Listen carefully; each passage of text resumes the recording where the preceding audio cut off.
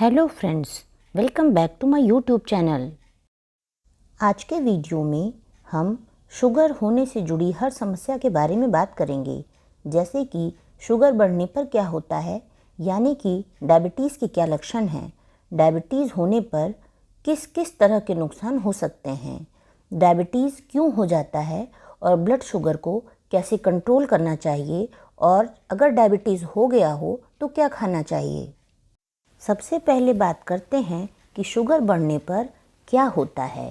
प्यास ज़्यादा लगती है, बार बार टॉयलेट जाना पड़ता है, बिना कोई ध्यान दिए ही वेट लॉस होने लगता है, थकान होने लगती है, हाथ पैर में झंझनाहट शुरू हो जाती है, कमजोरी महसूस होने लगती है, बहुत ज़्यादा इरिटेशन होने लगती है, मूड चेंजेस होने लगते हैं, धुंधला दिखने लगता है, कोई भी घाव भरने में बहुत समय लगने लगता है, मसूड़ों से खून आने लगता है, बार बार पेशाब में इन्फेक्शन होने लगती है, टॉयलेट जाने पर जलन होती है, स्किन इन्फेक्शन भी हो सकता है। हमारे शरीर के हर सेल्स को काम करने के लिए ग्लूकोज की ज़रूरत होती है। इंसुलिन कम बनने से ग्लूकोज का लेवल शरीर में बढ़ने लग जाता है, या ग्लूकोज का इस्तेमाल कम होने से भी ब्लड में ग्लूकोज का लेवल ज़्यादा बढ़ जाता है। डायबिटीज़ ऑटो इम्यून भी हो सकती है, जिसमें अपने आप ऑटो एंटीबॉडीज़ बनने लग जाते हैं। ये जेनेटिक भी हो सकती है। बढ़ती उम्र के साथ भी डायबिटीज़ हो सकती है।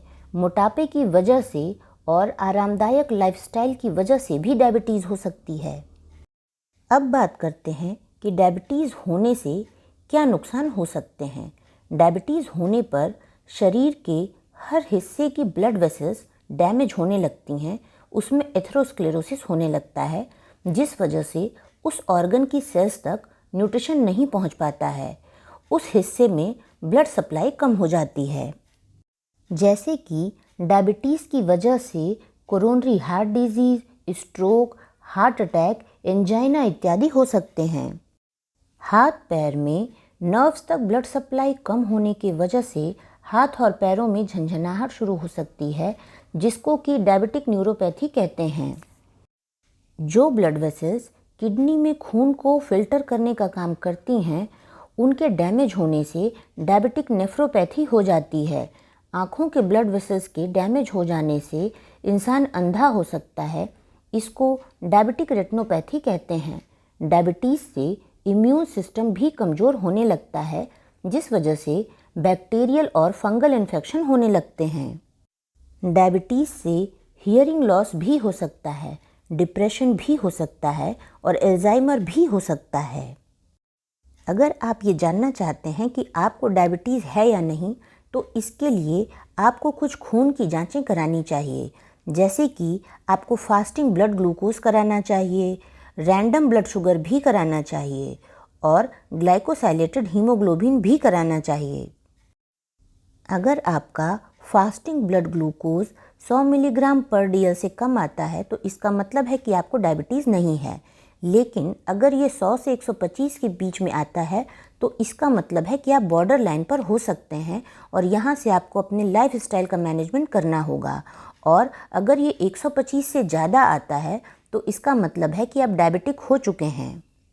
अगर आपका रैंडम ब्लड शुगर 200 मिलीग्राम पर DL से ज़्यादा होता है, तो इसका मतलब है कि आपको डायबिटीज़ हो गई है। और अगर आप ग्लाइकोसाइलेटेड हीमोग्लोबिन कराते हैं, तो इस जांच से आपको पिछले 3 महीने का ग्लूकोज पता चल जाता है। और अगर इसमें आपकी रिपोर्ट 5.7% मिलीग्राम पर DL से कम है, तो इसका मतलब है कि अभी आप डायबिटिक नहीं हैं। और अगर ये 5.7% से लेकर के 6.4% के बीच में है, इसका मतलब है कि आप बॉर्डर लाइन पर आ चुके हैं, यहाँ से आपको ध्यान देने की ज़रूरत है। और अगर ग्लाइकोसाइलेटेड हीमोग्लोबिन का लेवल 6.5% से ऊपर जा चुका है, तो इसका मतलब है कि आप डायबिटिक हो गए हैं। डायबिटीज़ होने पर रेगुलर ब्लड शुगर मॉनिटरिंग बहुत ज़रूरी हो जाती है। वेट कंट्रोल करना पड़ता है, वज़न को नहीं बढ़ने देना होता है, आधे घंटे की वॉक ज़रूरी हो जाती है, 7 से 9 घंटे की नींद भी ज़रूरी होती है। ब्लड प्रेशर और कोलेस्ट्रॉल की जांच भी कराते रहना चाहिए ताकि आपको पता चल सके कि कहीं आपको हार्ट डिजीज़ तो नहीं हो रही। मेटफॉर्मिन मेडिसिन का इस्तेमाल लंबे समय तक करने पर विटामिन B12 भी लेना चाहिए और समय समय पर B12 की जांच कराते रहना चाहिए ताकि आपको पता चल सके कि ये अपने नॉर्मल लेवल से ज़्यादा ना हो जाए। ऐसा इसलिए करना पड़ता है क्योंकि अगर आप मेटफॉर्मिन को लंबे समय से ले रहे हैं तो मेटफॉर्मिन लेने से विटामिन B12 की कमी हो सकती है। स्ट्रेस को कम करने के लिए मेडिटेशन करना चाहिए, स्मोकिंग और अल्कोहल को कम कर देना चाहिए, खाने में नमक कम लेना चाहिए, होल ग्रेन की अमाउंट बढ़ा देनी चाहिए जैसे कि दलिया, सूजी, ओट्स, बाजरा इत्यादि आप ले सकते हैं। प्रोटीन के लिए काजू, बादाम, अंडे, दालें, मछली, अंडा, मीट, दूध, दही, चीज़, राजमा, काबली चना इत्यादि लेना चाहिए। डायबिटीज़ होने पर वाइट राइस, शुगरी फूड और फ्राइड फूड अवॉइड करना चाहिए। एवोकाडो और स्वीट पोटैटो यानी कि शकरकंद का इस्तेमाल भी करना चाहिए। फ्रूट्स में आप एप्पल ले सकते हैं, अमरूद ले सकते हैं, संतरा ले सकते हैं, पपीता ले सकते हैं, खरबूज या तरबूज खा सकते हैं। डायबिटीज़ होने पर अपने पैरों का भी बहुत ध्यान रखना चाहिए क्योंकि उसमें फुट अल्सर हो सकते हैं, इसलिए आप अपने पैरों की साफ़ सफाई ज़रूर रखें।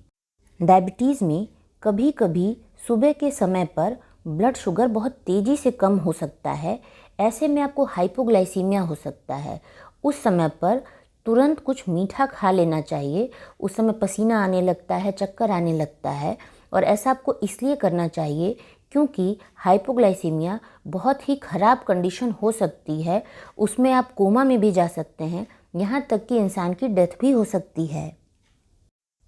अगर आपको वीडियो पसंद आया हो तो वीडियो को लाइक करें, चैनल को सब्सक्राइब करें और वीडियोस की अपडेट आपको सही समय पर मिल सके इसलिए बेल आइकन को प्रेस करना ना भूलें। धन्यवाद।